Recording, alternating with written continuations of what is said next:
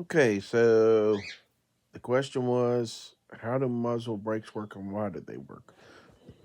Well, the short answer is muzzle brakes divert the force of the blast after the bullet leaves the barrel to different directions than right behind the bullet. Okay, so what it does, it reduces the recoil that you receive after the bullet leaves the barrel. It really doesn't get rid of the recoil you receive while the from the bullet being propelled through the barrel.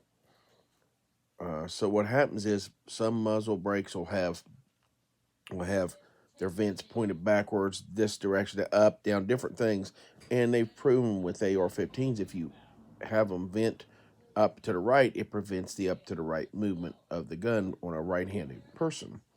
So obviously it works. Uh, if it's pushing back down, you're getting force. So that force is being used. It's kind of like having a windmill catching, um, you know, the wind and you harnessing it and using it for something. You're actually using the force that comes out, the force that comes out of the end of your barrel. It's like air pressure, and using it for something to control. That would be, I guess, that would be a compensator. And the muzzle brake itself, if you just have a muzzle brake, it just reduces recoil. And then you have the compensator where they make the holes go a certain direction and prevent barrel rise and sideways motion. And then you have, of course, the silencing effect. You have different things that these things on the end of your barrel can do. Well, since you're actually diverting pressure away from the back of your bullet, you're actually losing velocity.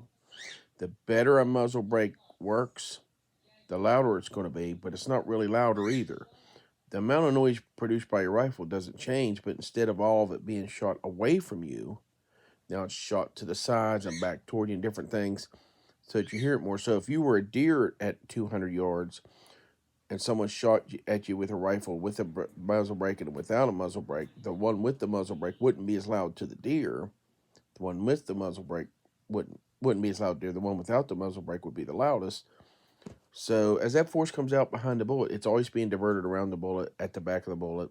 Boat tail bullets diverted around. That's why boat tails with the same powder charge and the same weight actually shoot like 100 feet per second. They shoot a little slower because you're diverting. It's kind of acting in a way like kind of like a muzzle brake.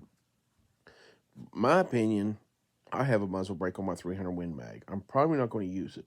I only use that when I'm sighting in at 100.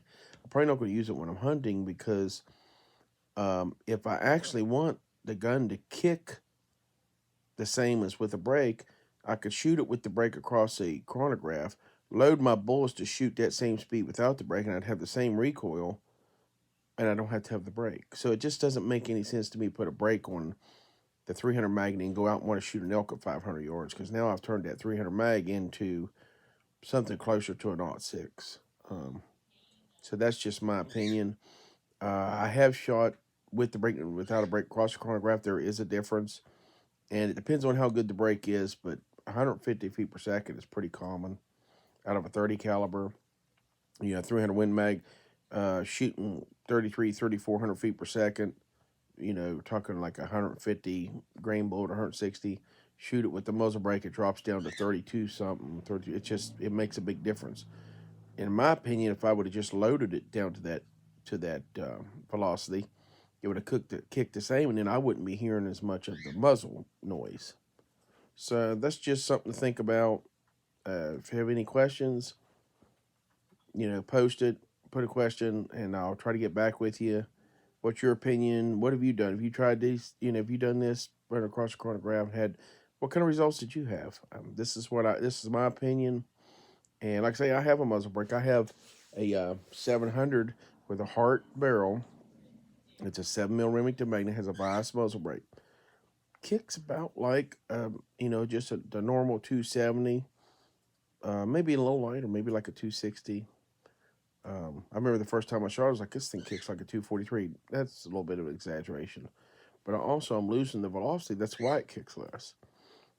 I had a lot of machine work done, a lot of money put into this, so I'm leaving it on.